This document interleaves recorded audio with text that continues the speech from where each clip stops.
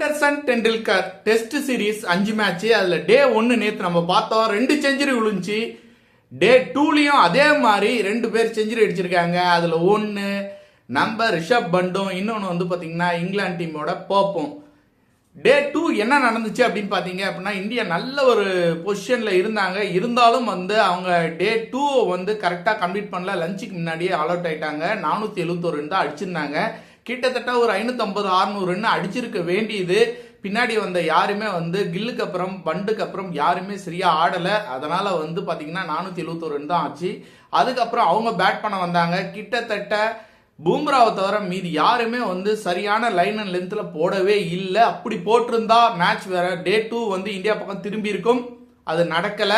அது நடக்காதனால வந்து பாத்தீங்க அப்படின்னா இந்தியா வந்து இன்னைக்கு வந்து பேலன்ஸ் சைட்ல மட்டும்தான் இருக்கு. டே 3 என்ன பண்ணணும் அப்படின்னு பாத்தீங்க அப்படின்னா, டே 3 பூம்ரா சூப்பரா போட்டுட்டு இருக்காரு. பூம்ராக்கு சப்போர்ட் பண்ற மாதிரி யாராவது நல்லா பவுலிங் பண்ணாங்க அப்படின்னா டே 3 நம்ம கண்ட்ரோல்குள்ள வரும். அவங்கள ஆல் அவுட் பண்ண முடியும். அதை அவங்க பண்ணுவாங்க அப்படிங்கிற நம்பிக்கை இருக்கு. பூம்ரா மட்டும் சூப்பரா போட்டுட்டு இருக்காரு.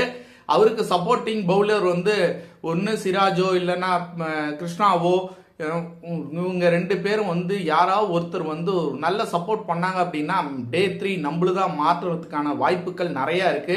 ரிஷப் பண்டை வந்து பாராட்டுறதுக்கு வார்த்தைகளே இல்லை. அவருடைய ஷாட்ஸ், அவருடைய கேம் பிளே, அவருடைய மூமெண்ட் எல்லாமே, என்ன பாலை எப்படி ஆடுவாரு அப்படிங்கறது கணிக்க முடியாம பவுலர்ஸ் வந்து தடுமாறுறது, இதெல்லாம் பார்க்கும்போது ஒரு டெஸ்ட் மேட்ச் பாக்குற மாதிரியே இல்ல. வேற ஏதோ ஒரு உலகத்துக்குள்ள வந்து ரிஷப் பண்ட் வந்து விளையாண்டுட்டு இருக்க மாதிரி இருக்கு. எக்ஸலன்ட் பிளேங்க. ஒரு பவுலராலையும் ஒரு ஃபீல்டராலையும் ஒரு கேப்டனாலையும் கணிக்கவே முடியாது அவருடைய ஆடுறது கேமு. வாழ்த்துக்கள். டே 3 நம்ம பக்கம் திரும்பணும் அப்படின்னா நம்ம இன்னைக்கு நல்ல கேச்சஸ் எடுக்கணும். ஃபீல்டிங் நல்லா பண்ணும், பவுலிங் நல்லா பண்ணும்.